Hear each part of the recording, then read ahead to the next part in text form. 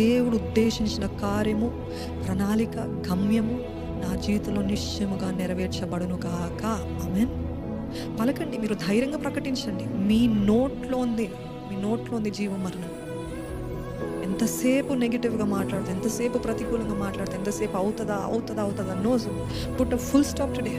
చెప్పండి, నా సిచ్యువేషన్ అవుతున్నట్టు కనపడట్లేదేమో, నా హెల్త్ రిపోర్ట్స్ అన్ని నెగిటివ్, అన్నీ ప్రతికూలంగా చూపిస్తుందేమో, నా జీవితం అంతా కూడా చెల్లా చెదురైపోయిందేమో, కానీ నా దేవుడు నా జీవితాన్ని తిరిగి కట్టగలిగిన సమర్థుడు. పోగొట్టుకున్న దానికి రెండింతలు ఇచ్చే దేవుడు, జీవితాన్ని పగిలిన, కృంగిపోయిన, వేసారిపోయిన జీవితాన్ని బలపరిచే దేవుడు, ఫెయిలియర్స్ని అట్ ద టాప్ పొజిషన్లో ఉంచే దేవుడు. నమ్మిన వారు ఉంటే హల్లెలూయా అని పలకండి.